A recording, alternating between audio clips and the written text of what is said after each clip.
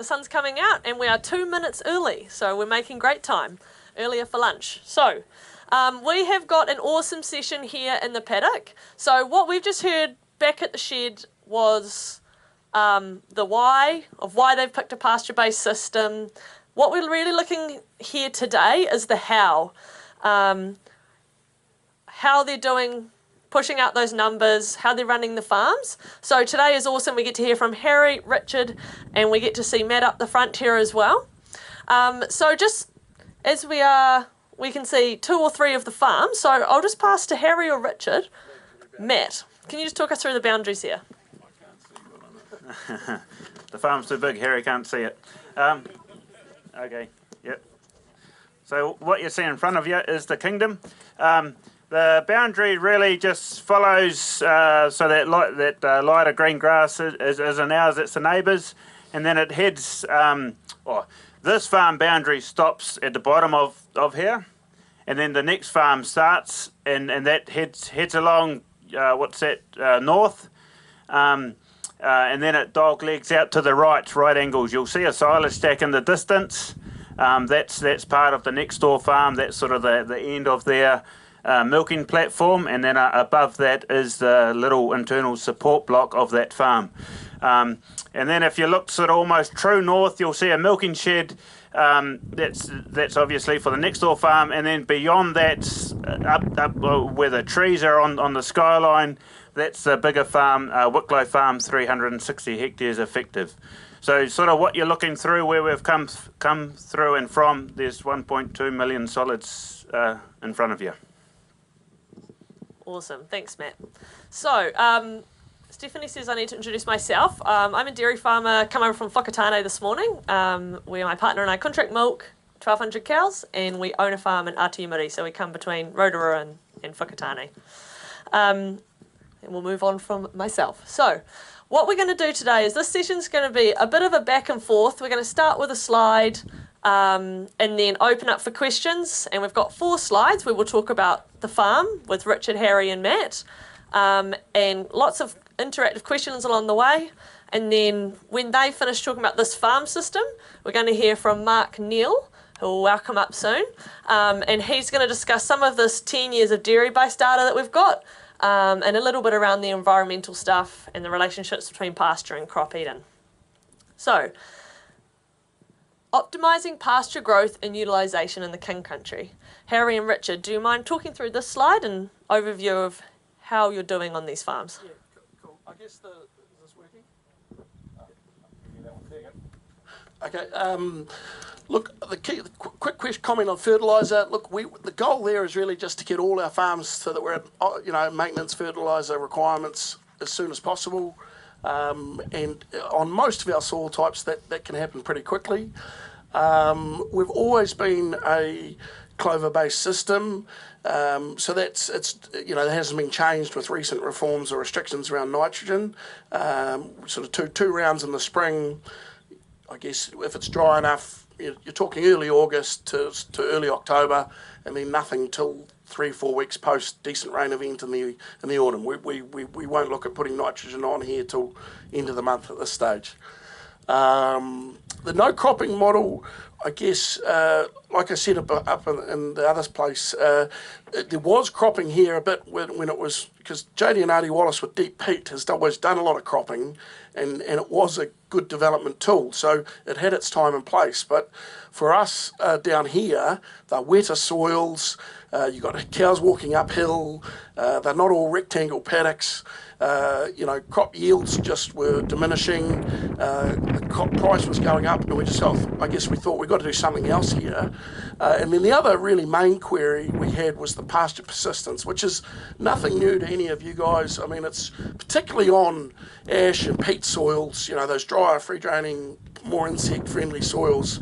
The modern pastures have just been, I guess, diabolical for persistence. So we've just thought, well, we've had enough of this, and really stop all cropping probably on a large scale, 2008 or something. It's a long time since we've done cropping here. So, and it's also, we like grass, and cropping's complicated to us. It's an owner-operator's game, so much timing, so much spraying.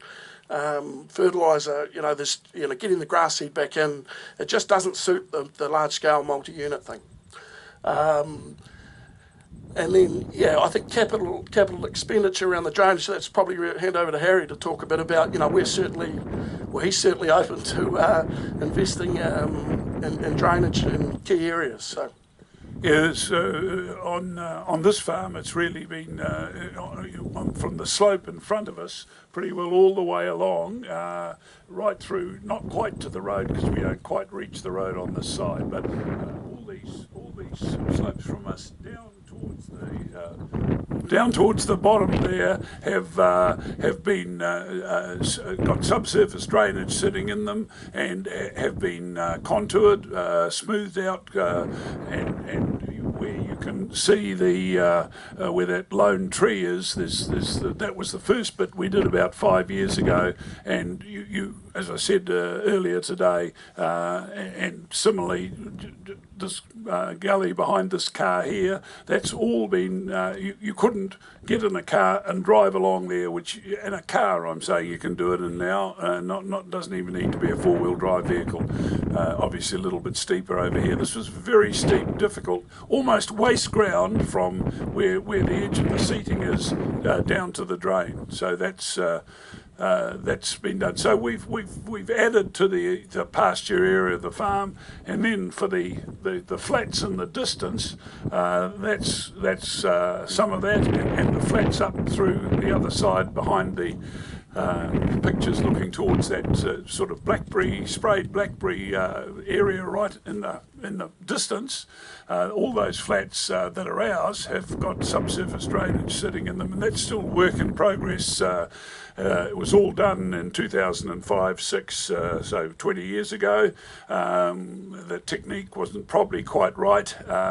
Again, that's for these soils. We now use a slightly different technique, which is a V bucket rather than the slot drainage, and use more metal and have a bigger draw capacity to drain. It's been pretty successful, the drainage, and you do have to remember, as I said earlier, 80 years ago, that was all those flats in front of us were a Kotare swamp, and were milled, and then come the late 60s, early 70s, it all regenerated to pussy willow, and there's the odd person, one of our current contractors can recall as a small boy helping his dad clear the pussy willow out of these areas for Tony and Selmy, and Tony could, if he was here, and he's still alive and kicking and well to this day, and comes back and duck shoots here every year, he would tell you some stories of small portions of peat area just down in front of us, that they had a peat fire that lasted 2 years, because in his enthusiasm he sort of thought he'd burn a few of the piles of the pussy willow, and that caught into the peat. So between us and the cow shed just below us here, these flats are a consolidated peat. And so really there's the drainage, and the other point we talked about retired land. There's not a lot to show you here. Most of it sits over that way and up above. But the sprayed blackberry area, that is scheduled to be retired. And there's other land, steep land, as we said there, class 7, 8, 9. It's all up for being fenced off and going to those three options that sit there. And we just, I mean, if you think about it, that sprayed face or the sprayed blackberry on there, you're back and spraying it, and then you're spraying gorse every year, and with dairy cattle you just can't win. So that's our view, and it's got to go to a better land use. Just quickly on cropping, I think just one calculation that we personally, professionally, I think a lot of guys miss. They work out what a chicory or turnips or any of these things rate it costs them to grow, but they don't throw in the opportunity cost of what the paddock would have grown. So, and I think that when you do that, it really does highlight the cost of cropping a bit more. That's probably the point that is behind our economics of it. Around that, the drainage that you guys are doing on the farm, Harry and Richard, are you owning your own gear, or? Not at all. Do you want to just bring your mic up?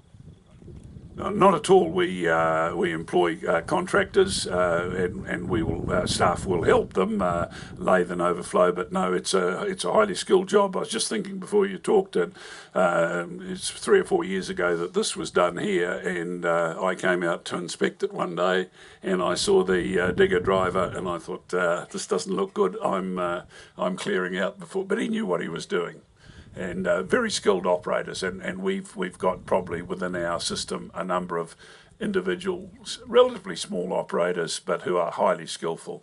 And I guess the one of the key points that we like contractors who can take instruction, and hopefully we can take instruction from them, so that it's a genuine joint approach to it. So we provide the theory, and they provide the grunt. So if we open up to the audience, around this first slide we've got here, pasture growth, cropping, FERT, sort of overview. Do we have any questions from the audience?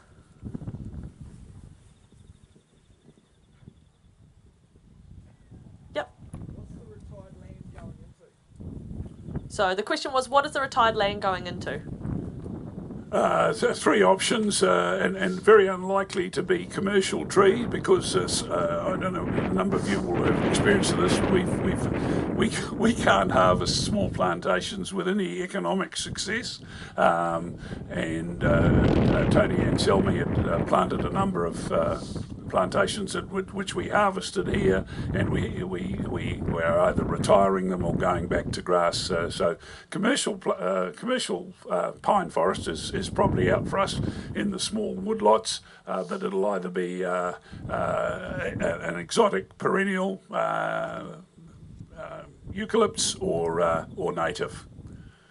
No real thought to the economic carbon credit benefits. We'll see what happens in the next 4 or 5 years there. It's just straight, we stop wasting money farming that land. Costs a bit of money to do it, though. Let's not kid ourselves about that, because you've got to fence it off, and then in the early days there's pest control and weed control are quite big issues.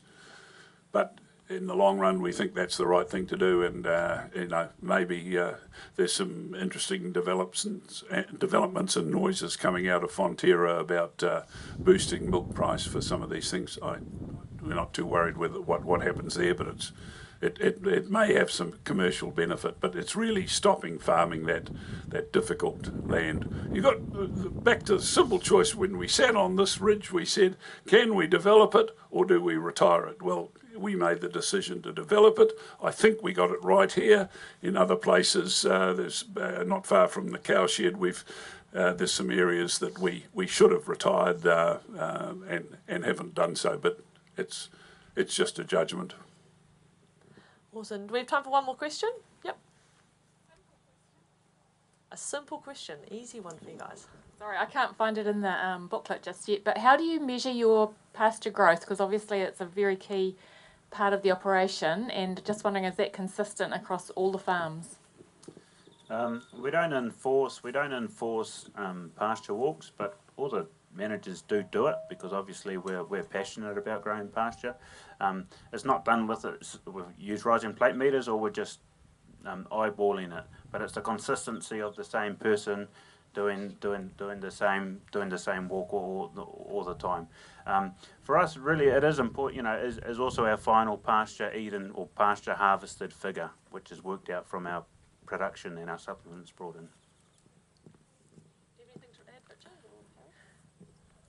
I think the point about it's not enforced is like it comes out in the wash, though, doesn't it? If it's not being done. So, but I think Matt is right, and we don't. Like, some guys use plate meters, some use eye. If we think that the data is accurate with eye, it keeps going that way. If it's not, then we'll deep into some training and use the plate meter. Yeah. Perfect. Do we have any more questions? Yep. I was just wondering what the policy is regarding the pasture persistence and strategy for that, because you've got to look after that, don't you? Yeah, no, look, it's a good question. probably since we've stopped regrassing, we have had no issues. But everyone's different. We don't mind the odd little bit of weed. Some people will say some pastures are too weedy.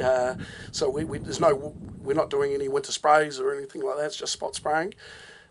We will use deferred grazing. We don't tend to do a lot more on the Wallace pig farms than we do down here. We don't seem to have enough paddocks that need it. Where we run into probably our biggest risk to pasture persistent is flooding on the low-lying flat paddocks, not actually on this farm. So as dry as this farm can get with the rolling ash, this is probably it's not an issue for us. And if we were to do anything, it would be deferred grazing. If we had a decent November-December surplus, and secondly, where we have flooding events down below, we can lose up to 60 hectares around that shed. We'll just regrass grass to grass in the autumn if we need to do anything. Perfect. So if we just have any further questions on that section, we can cover it in the next when we move to questions. So we're going to hear a bit from Matt and perhaps a little bit from Richard in this next session. So what we have on these two slides are those key decision-making tools around average covers, feeding out, if any, demand versus supply. And I'm just going to pass over to Matt to talk through these 7 key management principles. And if you turn to, what page is it? 26, I think. We're running through page 26 and 27, and Matt's going to just talk to this for a little bit. Yeah, page 27 in your books. I suppose that for us sort of sums up our typical what we do here at Ellesmere, and we have these 7 points which are really very key to our system. They're not in any particular order, but really high on our priority is round length. So we do run longer round lengths. If you'd say, look, we come up to the winter, you know, we've dried off, we're on our long round lengths, we're 100, 120 day plus. We send out of here 230 cows out to winter grazing. We're on 180 day plus round length for about 3-4 weeks. We can build a bit of cover there. Critically through spring, we're on our spring rotation planner, and we follow that very strongly, you know, actually almost religiously. And we are later calving, and our cows do come back spring drafted. So we have got a few little helps along our way. But once we're going and we're opened up, we don't go any faster than a 25-day round length. A few reasons. Not all of us are as good as maths, so we can't work out our round length. Guys are often a bit quicker than what they really say they are. They haven't included the 0.2 hectares or 0.5 hectares a day for the mastitis mob or the TLC mob. And they never tell you how many breakouts. You know, we don't get any breakouts here. But you soon figure it out. So that's probably a real key. If we have a 25-day round length, that's our target. We can accept 23. But if we have 23 and guys are hitting 19, we're gonna be running into trouble. Another really important thing is we're not too worried on residuals for our first round through August, September. If we're at our right opening cover, we would, you know, we're happy, and we're not. Just bear in mind, we're not fully, you know, not everything's calved end of August. We don't mind the odd paddocks if we're leaving 1750, maybe 1800. We'll just have that cleaned up in the second round. And we really enforce that second round and tidy up. You know, that's pretty critical. And that's you know, there's a lot of regular farm drives, a lot of talking about what's happening, what the soil's doing, what the pastures are doing, and we do get a lot of ownership and buy-in with the managers and with that. And then just another thing that's been highlighted is the farm visits versus the farm reports. You know, really critical. If we have to reach an average pasture cover target of 2250 or 2100, without a word of a lie, all of us would put 2100, unless we're really honest. But it's really important that what we see on farm, let's say we want to be at 2250, that the manager's, you know, saying I'm thereabouts, either through his farm walks or so. But that, you know, Richard sees a lot of farms, I see a few less. You know, you actually do have a good comparative eyeball on where things are sitting and where things are heading. We do use supplements, just that final point on the right hand side, we do use supplements to secure next season's cover. We have our surplus, so obviously we see our surplus here. We harvest that. There's not always a big surplus here, but there is, you know, you can get a very good October, November. We harvest that, we use it for a bit of drought recovery when the drought breaks and you get your rot down, feed it out, and then you're on your long round, 40, 45 days through March, April, 50 days, April, May, and 50 days plus sort of from middle May. We'll use a bit of PK, you'll see on the there's a bit of PK brought in. We use that through February just to bridge the gap, you might say, between hold a bit of condition on cows and just, you know, keep cows milking. We're not chasing production. We're happy for cows to be milking at a solid through that period of time. And that's sort of just our little key strategy around supplements. We don't feed any supplements in the spring, we have to talk to Harry nicely. You know, that's a real top executive decision when that happens. So it's like failing if you know, got to see the principal. So that's a you know, yeah, and yeah, your name's written on the board for that. So those are some of the real you know, critical things about how we farm our system. Really important. Like, this isn't you know, we do enthuse, and all of our managers are passionate grass-based managers. Like, there is a, you know, we've got a system to run. It works really well. We can get them excited about it, and for a lot of us, seeing is believing. You know, when you can put up the back fence and 2 days later you see some regrowth, you know, that's pretty inspirational and that's pretty exciting. So that's how we get our managers going, and it works and it happens.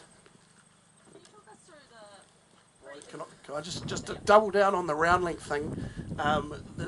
It sounds trivial, but if you asked Harry, 50-year career, my 20-year career, 99 times out of 100 there's a problem with pasture cover or grazing management going too fast. It's just that simple. So that is, it's just a massive one. So that's why the sort of religious, what round are you on, and what round you should be on, and we do I guess factor in longer than normal, and a lot of that is we want the plant to have a crack at its third leaf growth rate, you know, and then we don't have the meal feeders, we don't have the feed pads, so you know, it means something if it goes wrong. So that's just doubling down on Matt's message. And the second round cleanup bit, I'd just add, it's probably a bit more specific for the wet farms. Like, this is a much drier, the driest farm we've got in our group down here. The King Country farms are wet, local people will know. So that second round cleanup is particularly important on a very wet farm, which we do have a few wet farms. You know, if you're going into a 3-5 opening, you know, pre-grazing, trying to hit 1,500 on a heavy silt loam in August and it's wet, you know, the milk is awful, cow condition is awful, and the pugging is awful. So we're probably, hence calve later, hence happy to take a 1,800 residual, but by the time they're peaking on the second round, the clean-up seems to work. So it works for us. We do seem to get good peaks out of cows. And, yeah.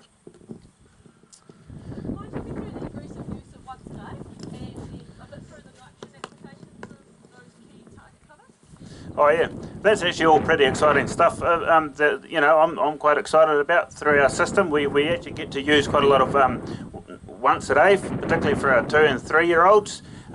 It just helps the whole system. So here on this farm, we go once a day with our heifers and 3 year olds. What do we do? 2 weeks out before the plant start of mating, and then in December, you know, we're very confident on our fertility. You know, we're sort of achieving 7 to 9% empty rates year on year out. We do a 5% sort of cull in December, and then just stepping back a bit from that once a day, any non-cycler on day 24 of mating, she goes on to once a day. If she's not you know, a cull, she might be 9 years old or something, she'll just stay on twice a day. And then sort of and then we're running a 2-herd system. So progressively, your once a day herd gets bigger. They take the further walks. They might take on the steeper farms. They might take a bit more of the incline walks. And you're just carrying after your A team very well, and your B team you're carrying after them as well too. But so your average kilometres walked per day is pretty much the same. Then we come down into sort of the December-January period. We all try to fight. I think we all try to fight to stay on twice a day as long as possible. But there comes a point through January where we're sort of down to the 1.15, solid, and heat temperature or heat stress is a big factor. So then we go all once a day with all the herds. Our sow counts, we've been able to do that with our sow counts. We've had a couple farms that have been high in sow counts. We haven't had any blip in there. We've been able to manage that, and that is a key factor in our farming system, is to have a cow that's once a day ready. You come under staff stress, or there's a big emergency on farm, or a manager's gone rogue, or someone else has gone rogue. We can go once a day on that farm, and there's not too much negative production loss.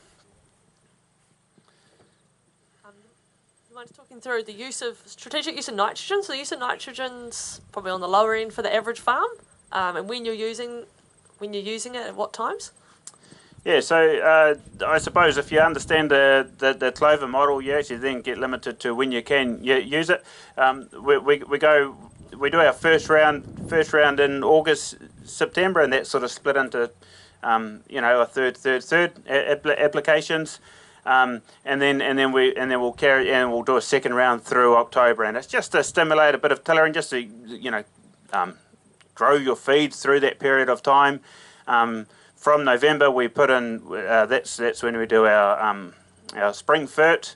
And high potassium, put in 70 units of potassium per hectare on here, for your clover, and then we don't need it, and then it's that 3 weeks after the drought has broken type of thing. You get a lot of soil nitrogen mineralisation, and this hasn't had any N since October, and there's still a bit of clover about, but we've just come out of a drought. It'll be looking for a first dose of N, provided we get enough follow-up rain come third week of April.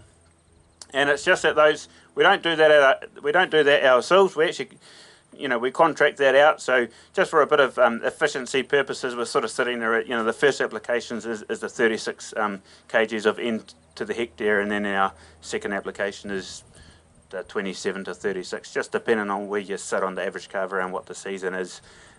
We might start our second round at 36 kgs of N to the hectare, but then we'll probably finish off at the 27 units. Just make a comment about the once a day. Like we think it suits the farms with the longer walks. And just talking more general, we have larger herds, shed size ratio, so it's a balance to that. But we're also very clear that we nail our colours to that. If we know we're going to use a lot of once a day, there's no point putting meal feeders in. There's no points, so we're very conscious that our costs, because our production is unlikely to be miles up a bunch. So I guess when you know your production's going to be 900 or 800 to 1100 solids a hectare, we're very protective of the costs. So it's just something that I'd see. Like if there's people that are thinking they want to go once a day, but then they also want to keep feeding 4 kilos a cow all year round, it's not going to work. So. On the feeding in autumn, can you guys talk through the decision-making matrix that you go through before you're putting in feed? What triggers are being pulled? I'm assuming those covers and the residuals are really important. When do you decide to start feeding, and how do you decide what goes in? I'll start, and then Richard can finish off. But probably because a real important thing to the autumn is making sure that our December or our January cover is up at that 2,450 mark. I mean, we do a lot. We're pushing a lot of surplus feed forward. We're doing our little cull before Christmas. So you've reduced your demand. You're still growing well. and we're pushing that forward because we want to, and then we're on our long round. So we're coming into December on our 25-day round, and basically every week after that we're pushing it out by a day a week. So you get to the end of December, early January, you're on your 35-day round, and you're sitting at 24. You've actually got a fair bit of time before you've mined the cover, and we're happy to mine our cover a bit through February. And our key is not to use our silage too early, and that's probably I've talked to a few people. As a dairy farmer, we might make an emotional decision. The decision around that is actually very much strategic, utilising grass silage as your drought recovery to build up cover for your autumn when you know you're going to grow and you can build cover. So there's some cheaper milk through second half of April, May. I think the overriding strategy with supplement is we're using it to help us grow and utilise more grass, or influence positive substitution, influence the round length, and ideally we would have better summers than just bring it in March and change our round. But most years we do have to intervene a bit earlier, and we got trigger levels around body condition, trigger levels around milk, but we are willing to mine milk and but we're just looking at it all the time. But Matt's point about the 35-day round wouldn't happen. There's a bit of effort goes into doing that. It doesn't happen organically. Yeah. Although we do get most years, King Country is pretty good December, so that we don't cut silage in December. We'll use that for pushing things forward. Do you guys have any comments to make around that October period? I think what's sort of looks a little bit funky on the graph is the average cover of 2,700 in November, but that's where we've got that note of that does include surplus. How do you deal with surplus management October, November, and what are your policies there? Yeah, that I suppose our what would say is our operating average pasture cover is closer to the 2,200. Anything above your 2,200, we can be we're at a surplus, so that goes out for grass silage to be fed out in the autumn, and we use sort of 2 or 3 different metrics. So one, if we've got a cow demand of 50 and we're consistently growing 70, we know that we can shut up 15% because we're growing 15% or thereabouts above our demand, and we can predict pasture growth pretty safely here through the King Country through that period. Then the other metric is if we're sitting at 2,500 and we know that we're safely can operate at a 2,200 through November, December, or we might be at 2,600, we just cut out that surplus. Through the other farms, through the bigger farms, and the contours more challenging, we got the peat, we got the steeper sidelines.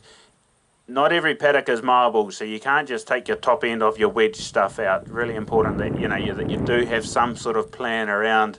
We are lighter stock too. This farm's 2.9, the other farm's 2.6, 2.7. That you have some sort of plan. Is we generally know we're going to make silage, and that thinking and that talking and discussing about it is locking up those paddocks mid-October already, because the last thing you want is you're at a 2.5 cover, but all your grass is on your paddocks that you can't mow.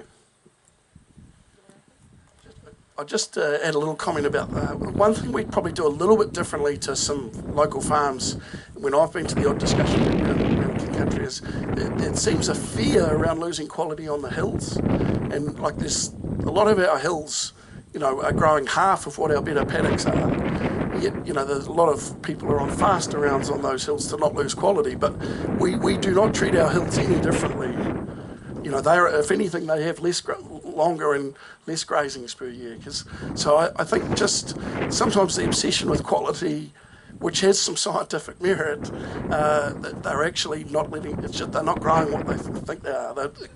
It's showing up in pasture eating, but that's hurting them. So, yeah, that's just a comment on. We certainly don't treat our hills too differently to flats. Before we open up the questions to the audience, Richard or Matt, did you want to add anything more about this table, or talk at all about your dry off process? with the milking percentages? Yeah, I guess look, let's be fair, like it's a $10 payout. We've fought a bit harder than normal this year. And one other strategy we use, we will dry off. We use one of the costs of once a day early on big large scale is you will get some very low yielding heifers come mid-summer, if it's a tough summer particularly. So we'll dry off heifers early, and we're fortunate that we've probably got a couple of cheap places. We pay grazing for it, but some feed on dry stock farms on C-class country to go graze them out for a couple of months.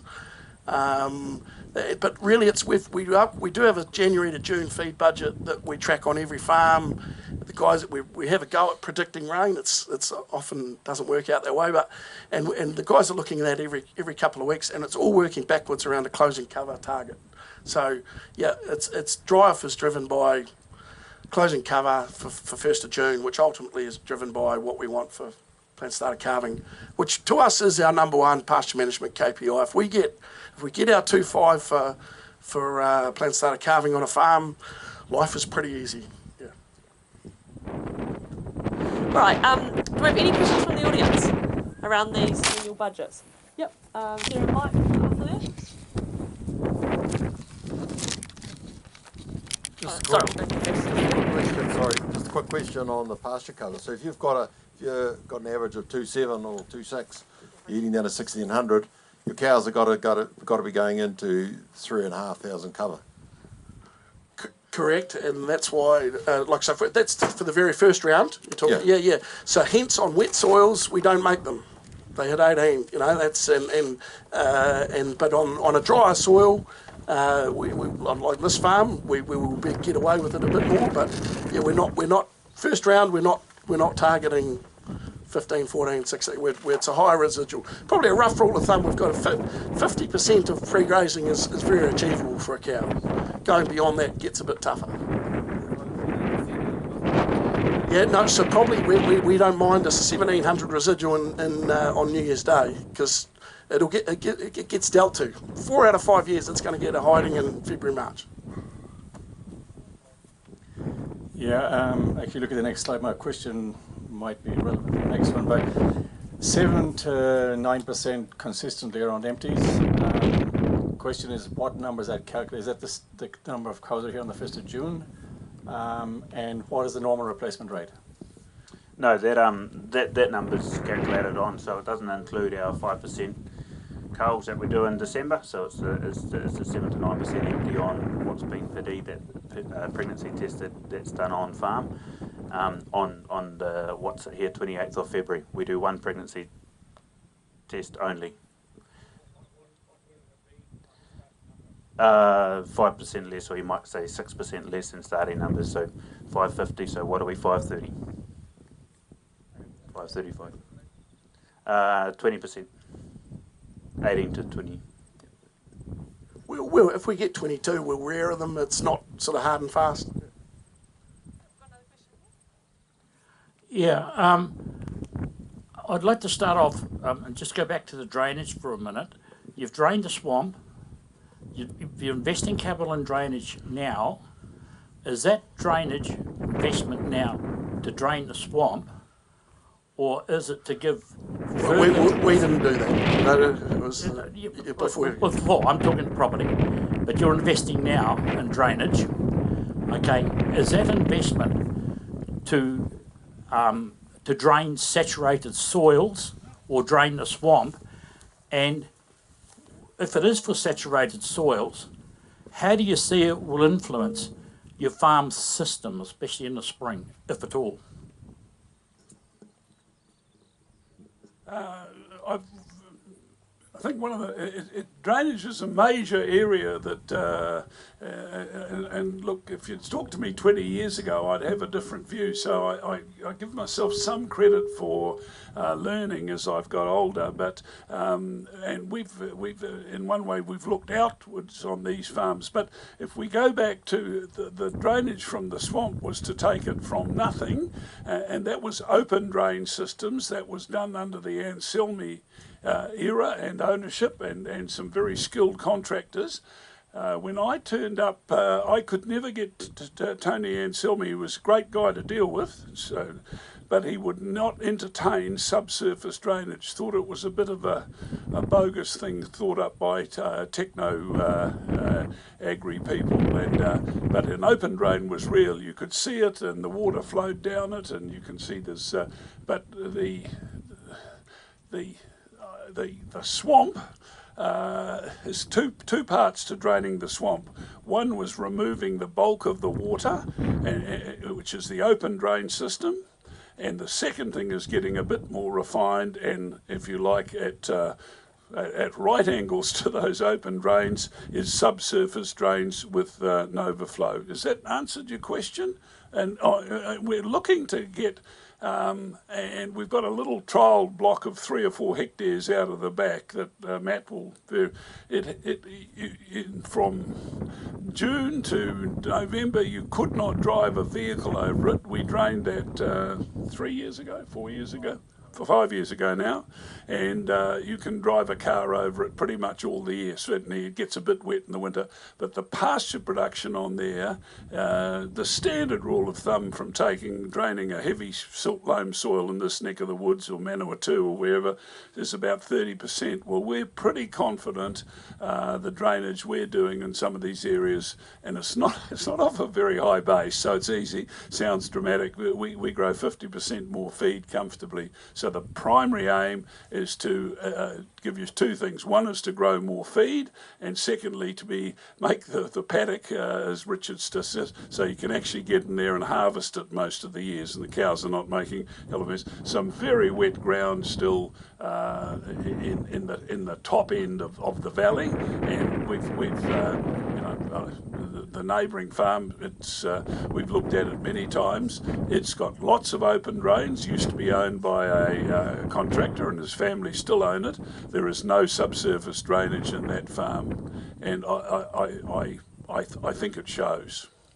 Yeah, and I guess just like it's probably not that big. Ellesmere's quite a dry farm. It's only got a few flats down the bottom, but we've also noticed. So our goal is to pay for it. We're not selling, so the capital gain, if it comes out of it, probably we're not sure the valuers get that right once they see whether there's an overflow under or not.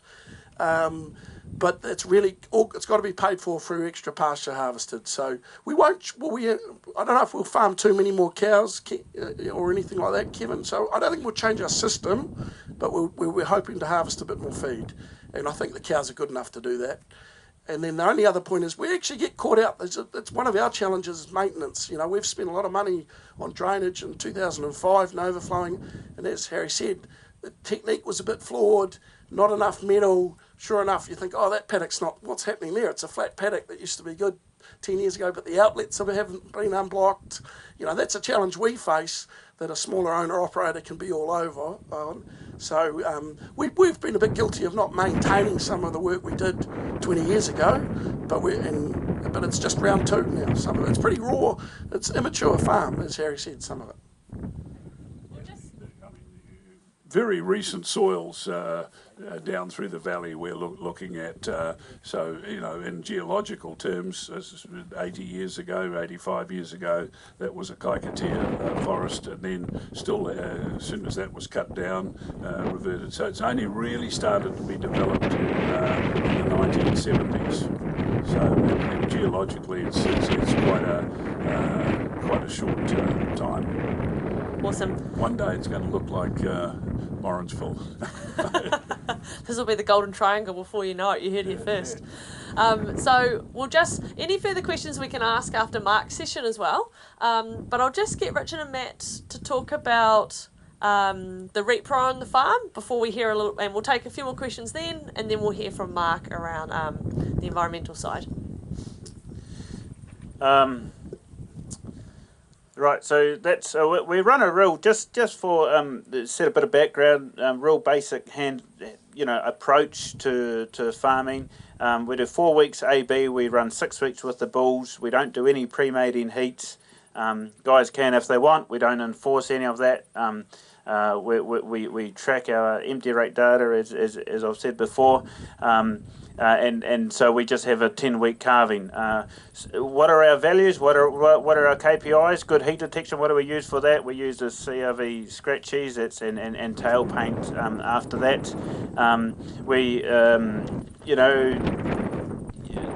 It's what guys are what farmers are interested in. So we've never had too much issue. If we have had a high empty rate, and it's been consistently low, we do go back and look. Is it education? Is it something? Has someone gone rogue, or is there other stuff happening, or is it just more learning and more teaching? Probably one real neat thing, or we run a high volume of bulls, and we do a lot of bull rotation. So bulls are in for the twice a day herd. They're swapped every milking. They're basically swapped every milking. So if you're milking twice a day, you've got a fresh team of bulls out in the afternoon. I think that less walking on the bulls, less lame bulls. And that's really has been a success to our group, and sort of across our group here, we've like our two biggest farms next door, they were in the low 6%, and one of them had come from a sort of that was trending, averaging sort of 13-14% the last 5 years, but before that. So that's a massive outcome and result, and that's just by repeating systems that we were doing here. Back that up, Matt.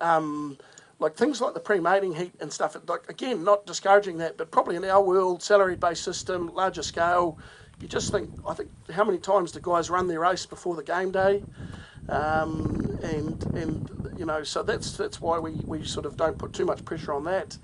The couple of key KPIs for us, particularly on big farms, we've got in the wider world quite a few above 800 cow plus farms, and the real key thing there is that you've got to have more than one person that's good at heat detection, because it's just a big gig for one person to do for that, and it's only 4 weeks. But so we find that there's a common, I think, whether it's just a bit of competition that they're both sort of checking on each other, or and that's just a key driver really for good empty rates on the big farms in particular, as a second person that is well trained to heat detection. And the bull thing's just a funny one. I mean, everyone did different theories. No policing on everyone. Again, do your own thing a little bit. But when the best results started coming from a certain system, everyone else tended to jump on pretty quickly. So that's the good bit about the competition.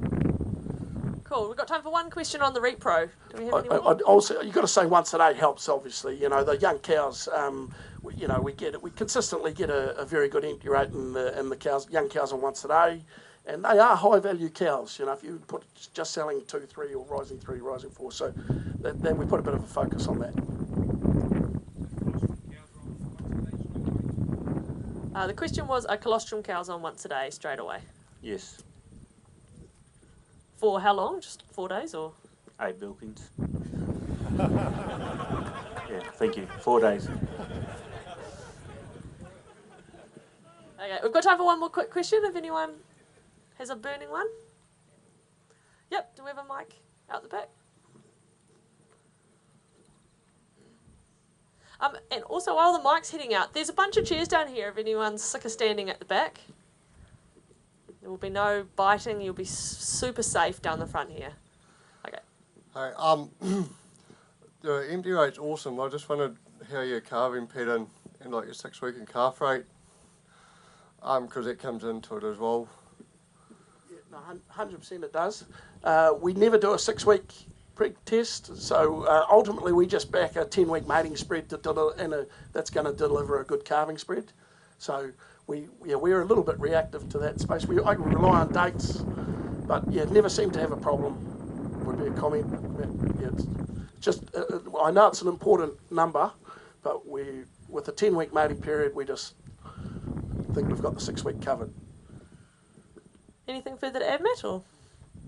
No, I think it's been answered. I think we're sitting mid 70s or so, 72% here, 73%.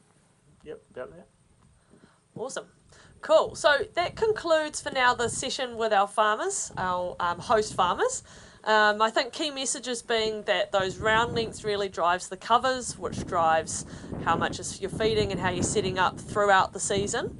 If you're interested in this chart, which was here, the pasture supply demand imported feed, it's a tool on DairyNZ. What do I look up, Steph, if we want that chart? That chart you told me to promo. Where do we find it?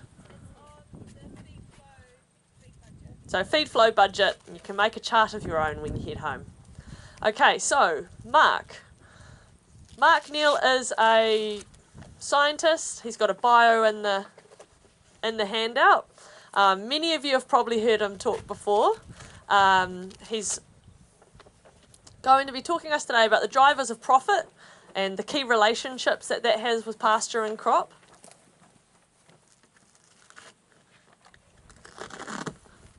I'm not tall enough.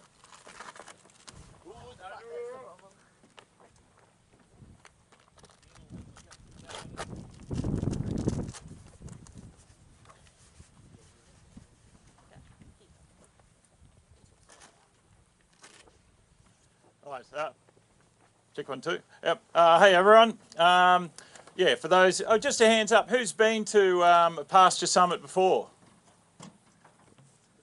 Yeah, it's a pretty good repeat rate.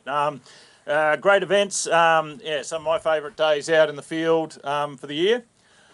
So drivers of profit. So we've got a really great situation. It's been mentioned by previous speakers that we can really dig into the numbers on this farm, but also as an industry we have a great resource. So a wealth of knowledge from 80 years of farm systems experiments and development of that knowledge.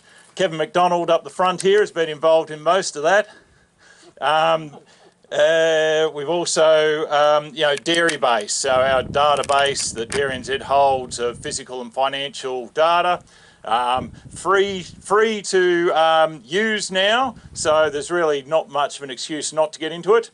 It can be really valuable to find out if are you in the top 25% or have you really got some opportunities. So, first thing here, looking at our 15 years of dairy-based data, as we see an association with increased pasture and crop eaten of about $350 of profit per extra tonne of dry matter. So that's why it's called the Pasture Summit, I think, and not the Dairy Summit or not the Cow Summit, because this is where it starts. If you don't get this right, the rest of it is you're going to be on a hide into nothing. So in terms of the data analysis, so this is a 15-year analysis. At some of the earlier pasture summits, we presented a 10-year analysis. So we've got more data, but the messages have stayed pretty much the same. So if we look at the top 25%, our operating return on assets of 7%, versus everyone else averaging 3%. And the difference there is these folks are making more money from their effort than the bank is, and these ones are making less. So they're still working about the same hours in the day, you would imagine, but here the bank is working for the farmer, here the farmer is working for the bank. So what are some of the key things that pop out? So the pasture and crop eaten. So the top 25% are harvesting another tonne on average. The stocking rate, there's a slight difference, but not enough to appear in with 1 decimal place. The milk solids per cow is higher for the top 25%. But where did that come from? Did it come from imported feed and grazing? No, it didn't. So the top 25%, not statistically significant, but less. So that this milk for the top 25% comes from the pasture. That's where the extra milk's coming from. So the milk solids per hectare, slightly higher. The operating expenses per hectare, so this is where cost control comes in, so $600 a hectare less. The operating expenses per kilogram of milk solids, so that's taking the operating expenses, which were lower, and dividing by the milk solids, which is higher milk solids, and then there's $1 difference that's dropped out. which is pretty close to the difference between Allsmere, this farm, and the Waikato average. So $1 difference makes a big deal. This top 25%, are they getting some special sweet deal with Fonterra or someone else on their milk, or are they getting more money out of beef or something? No, the same revenue per kilo milk solids. So the operating profit ends up being $1 different, and so when you take slightly higher milk solids and $1 higher operating profit, that gives you the top line of your operating return on assets, which is higher. But the asset value is the other thing here that's representing either some combination of cheaper land or less money invested in plant machinery and other bits and pieces. So that's it's that combination that gets you to this higher operating return versus a number that you would be less excited about. Okay, so that's just the pure profit focus. But now we have, something else I guess is worth, it's come up a few times today. We talked about KPIs. Kevin McDonald, what does KPI stand for? Oh shit, he's been around. Jordyn, what's a KPI? What's key performance indicator. So under that criteria, it only needs to meet 3 criteria to be a key performance indicator. It's got to indicate something. Well, these are all numbers, so they indicate something. It's got to be linked to performance. And if we care about profitability, some of these things are not linked to profitability. So the milk solids by itself is not linked to profitability, for example. And then it's got to be key, okay? If you've got 5 fingers, then you probably don't want more things to be key than that, because who can focus on more than 5 fingers? Well, an Australian certainly can't. So if I'm looking at this here, if I'm looking at what is actually a key performance indicator, this return on assets, this pasture harvest, and this operating expenses. They're the things that are going to tell me this farm is performing or it's not performing. Okay. Hey Mark, do you want to see if there's any questions there first? Or? Yeah, sure. Any questions? What sets the asset value when you get that data from? Because every farmer thinks their farm's worth 80,000 a hectare. When do you get the value? Well, it depends whether you're selling or buying, doesn't it? Can you repeat the question? Yeah. So the question was, how do you get the value of the value of the hectares? So our dairy-based data collectors will go back to the valuations for all the individual blocks, and they'll add that up. So that's where those numbers are coming from. So it's not the farmer's guess or someone else's guess; it's coming from there. Anything else? I was just wondering that column on the right, the significance. Oh yeah, so this column here is just talking about the statistical significance. So the statistical significance is whether or not there's a difference that's not due to chance, okay, or likely not due to chance. And so if it's got 3 stars, then it means that there's a difference and that it's virtually impossible that's due to chance, okay. Where there's a NS, it's not statistically significantly different, and so that's those numbers are either close enough or there's so much variability that we can't say that they would be different. So does it indicate that imports and grazing is not? It's not significant. So there's a lot of variability. So I wouldn't be confident to say that the average of the top 25% is definitely lower than this. Like numerically, it looks like it's trending that way, but I can't say for sure. Okay.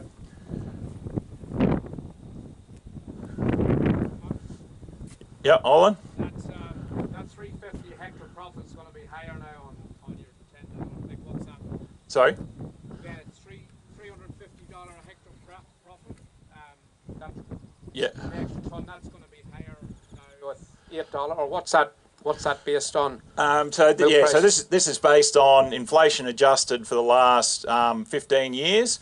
So the value year to year changes a little bit depending on what's going on in the milk price. But yeah, the point is, it's a very, very basic point, is that your pasture's worth, the technical Australian term, a shit ton of money is the technical term. In today's payout, though, it's going to be even the opportunity cost even greater with. Yeah, well, you can't afford to waste money under any type of circumstance. So I honestly wouldn't worry too much about the milk price. The point is that this is your long-time friend, regardless of what the milk price is.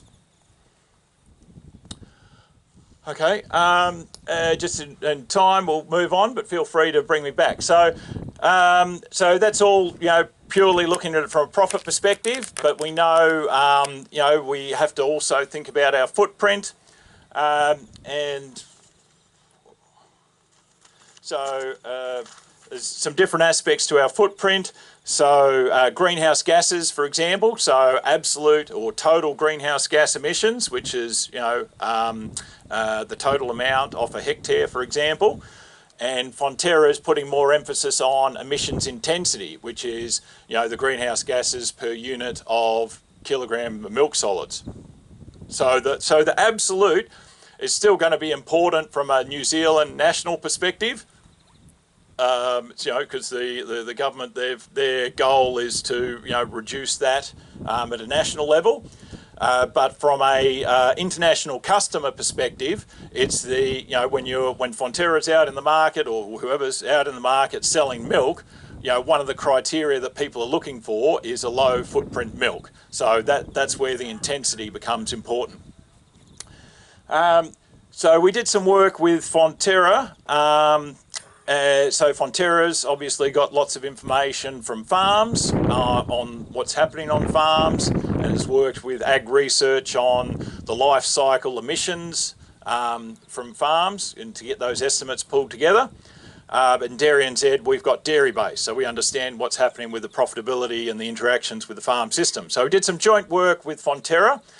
So this is the first place we're formally talking about it. But what we're interested in is, what can we understand about achieving lower footprint across the greenhouse gas metrics, and also, nitrogen loss to water, which is linked to your purchased end surplus. What can we understand about the footprint and how that interacts with profitability? So this is the work that we've done. So we looked at quadrants here. So we were looking at farms that were either above average or below average profitability. And then we were looking at farms that were either low emissions intensity or higher emissions intensity.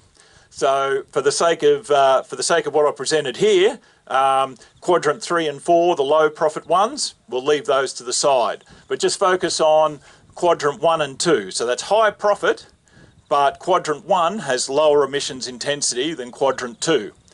So what do we find at a high level?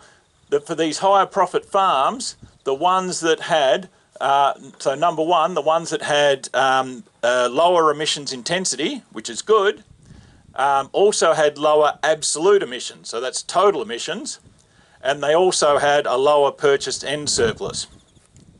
So let's run through some of the differences here, because it is a little bit subtle.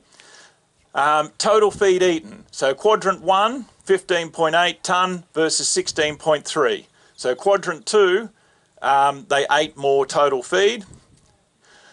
When we come to homegrown feed eaten, 13.8 versus 13.6. So a small advantage in homegrown feed to these quadrant 1 farms. So the quadrant 1's where we want to be, which is low emissions intensity and high profit.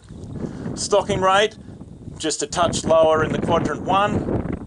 The milk solids production, 400 versus 390, so not much in it. The total production, 1,200, 1,211 versus 1,228, so less than a couple of percent in it. But what drops out? The emissions intensity, 11.2 versus 12.9. Doesn't seem like much, but that is material when you're thinking about what does this mean for the overall footprint of New Zealand's milk. The total emissions, 12.7 tonnes of CO2 equivalent per hectare versus 13.3. So that's a 5% reduction. So keep in mind that one of New Zealand's national targets is a 10% reduction. There's 5% just here between quadrant 1 and quadrant 2. And then purchased end surplus, well, look, this stands out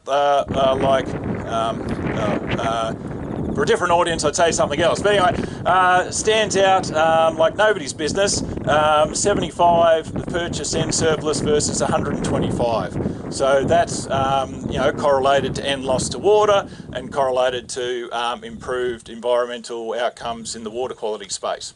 And the operating profit, 4,440, 4,380. So less than a couple of % in it.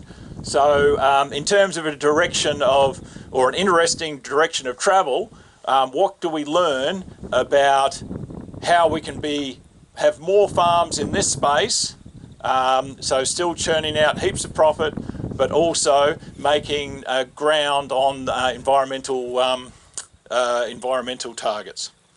And so an interesting piece, when Fonterra mapped some of these low, for a region or for some different regions, they mapped low emissions intensity farms, like the lowest 10% versus the highest 10%. And what's really interesting is that wherever you are, you're either a low emissions intensity farm or there's low emissions intensity farms very close to you. So it's not like, oh, I'm not in area X, Mudda, so I'll never have good emissions intensity. That's not the case. Or, that's it should be encouraging that you'll be able to see versions of doing this near to you. Any quick questions on that?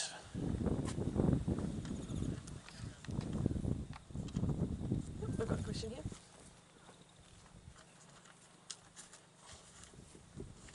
So those figures there based on models that you've got gathered, no farm verification of that information?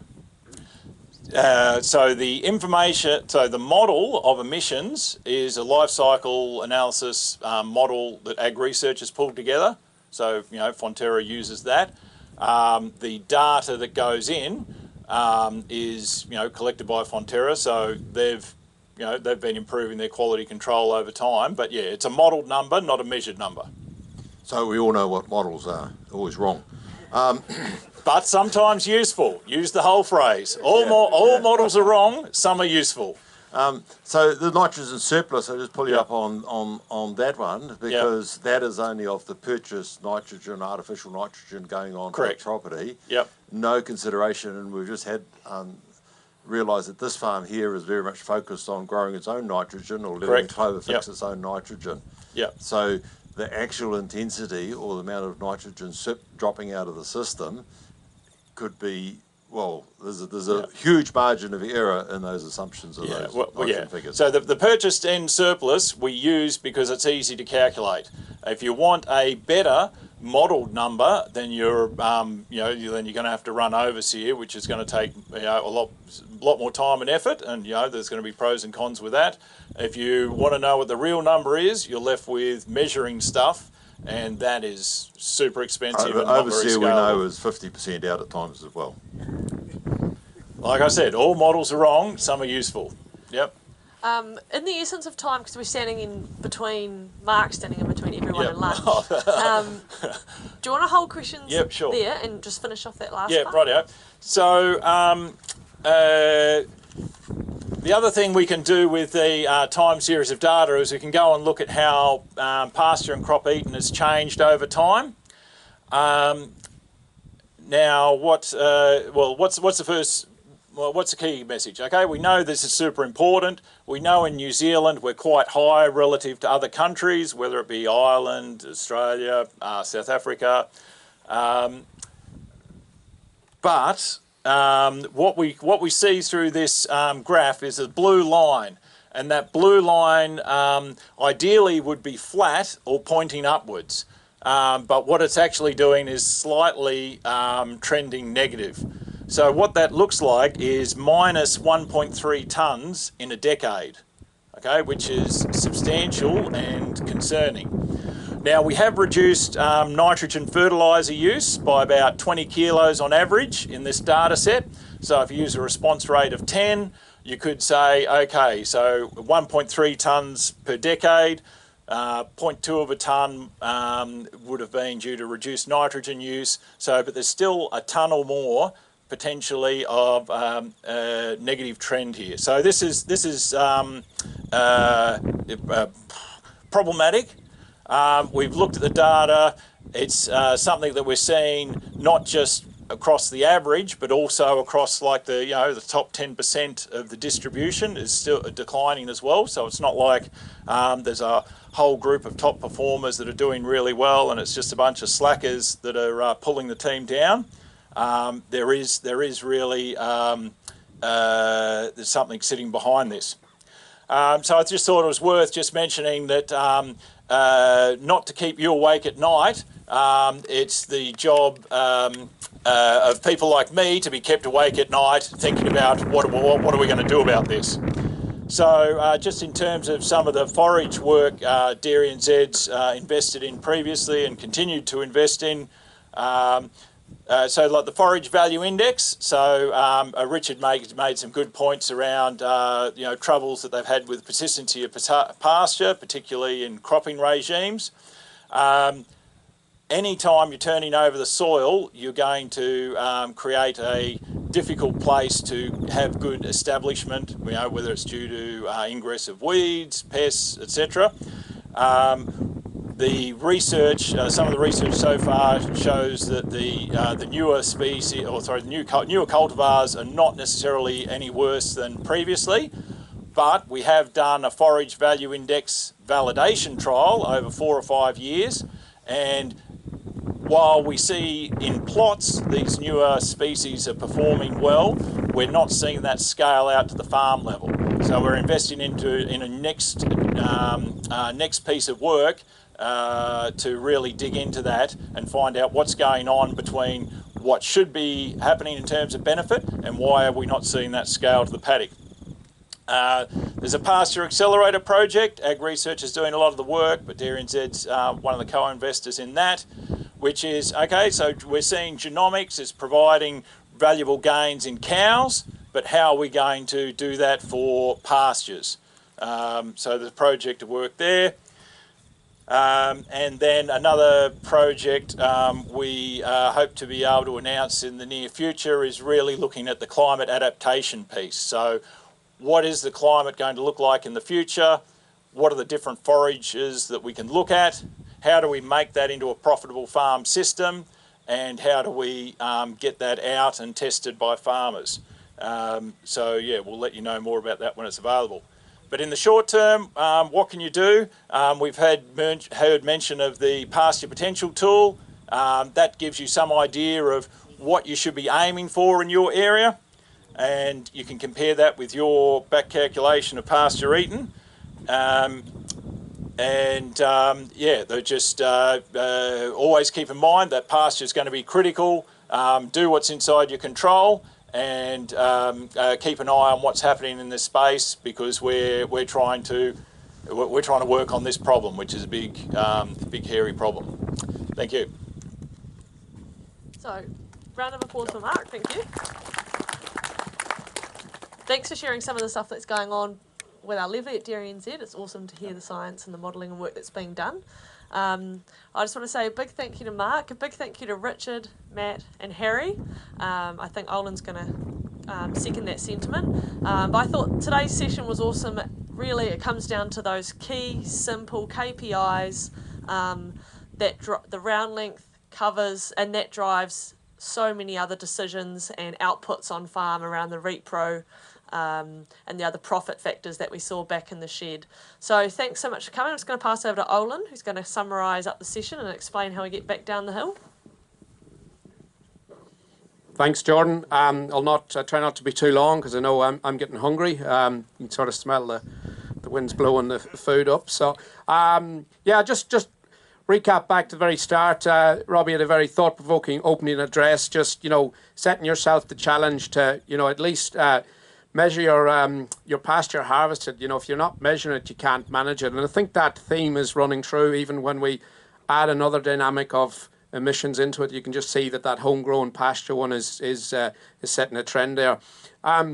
We reeled back the years with Harry, who gave us a very quick snapshot of the work that it's gone to get this farm to the stage it is today. We do, as a youngish, getting older farmer, we do take for granted what our forefathers and foremothers did in developing, this ground. We take this ground for granted that at one stage it was under forestry and whatnot. So that was quite insightful. This business has clear objectives around return on assets and operating profit. And there was a few sort of key statements that I thought were quite good. The science-based, not sales-driven approach. And don't forget Harry's definition of best practice. It makes money for others. So just think carefully. If we look at their operating profit, there's a trend here we're hearing about that New Zealand farms were dropping in productivity. So we're seeing that, or we had increasing productivity. Now it's plateaued out. If you look at this, Kotare Pastures is bucking that trend. So just on the data that's here, you see each year they're increasing their operating profit. And their operating surpluses per kilo milk solids is increasing, whereas the Waikato's just plateaued. So you sort of ask yourself the question, well, what are they doing differently to the average? Matt then chipped in just about the people culture here, and he made a few comments that each manager's got their own flair. So it seems to me there's a great ability for each manager to have their own taste on the farm, yet there's still clear objectives of what they need to do to deliver. And given those more elite operators the chance to buy in, so there's definitely some good progression within the business. That comment about farm visit versus farm reports is really good. So it's all quite visual, and most of us farmers we use our eyes rather than writing reports and sitting in front of a computer. So we just had that session in the paddock here. It's about the no crop policy. A lot of us forget to work out the opportunity cost of lost pasture, and whoever is selling you that seed for that particular alternative forage, it's very rarely that comment will be to the fore. So it's worth probing that when you're doing your calculations. Matt then sort of walked us through the annual plan. What their policies are, and I think Matt, you've made pasture sexy as well. So you could get that clarity I was thinking, and you can see how that's distilled down into the managers below. Nearly finished. And then the mating, the tips and tricks to achieve above average results. And then finally we had Mark, so probably just tying everything back in to see what's happening at an industry level. And again, it's the same message from Robbie this morning. Your competitive advantage is your pasture. And even now, with the emission thing, even whether it's total emissions or intensity measurements, homegrown feed is still the key. So that's sort of my quick wrap up. Just a quick couple of thanks once again. Huge thanks to Kotare Pasture and their families and staff for hosting us today. I think they deserve a big round of applause for opening the gate. After we've had some brain food, we're going to have a session in the afternoon, which will include Harry, Richard, Matt Bosch, Sean Olsen, Giles Bristol, and Damiris Wade as well. So that's going to be worth tuning into. Thanks to our speakers and facilitators, we did Jen from the ASB, Steph and Mark, Neal from DairyNZ, Scott Armour, Jordyn Crouch from the Pasture Summit for facilitating the other sessions. Thank you DairyNZ, the Waikato regional team for helping us put this event on, and also a big thank you to our headline sponsor ASB Bank and our headline partner DairyNZ. We've got a list of silver sponsors. They're on your booklet there. Thank you to all of those. There's a poster up, and please, if you see representatives from those companies, please have a chat with them over lunch. Thanks to Silver Fern Farms and Fonterra and Farm Source for putting on the lunch. On behalf of Pasture Summit, I'd like to thank you all for attending. I get in trouble if I don't read all this out, so you can tell Anne have did a great job of wrapping up. Couple of housekeeping. Don't forget to do our feedback, because we want to try and make these events, even better. So if we don't get feedback from you, the attendees, it's good to see hands going up that have been at a previous event. So hopefully that's an endorsement of what we're doing. Don't forget to return your lanyard for recycling. And then if we can bring the stools back, we might have a couple of flat deck utes that we can just chuck the stools in the back. And after lunch, we've got our very popular panel discussion on progression and equity growth pathways after food. So again, it's just in reverse order. We're going to follow Matt again, so please be extremely careful. There's a nice gnarly corner at the bottom of the hill, so just be sensible, go low speed, and you leave a bit of space in case someone goes for a bit of a wobbly. So we're going to police the cars around here. Matt's going to lead the way, and we'll see you at lunchtime. So yeah, thank you, and as I say in Ireland, safe home.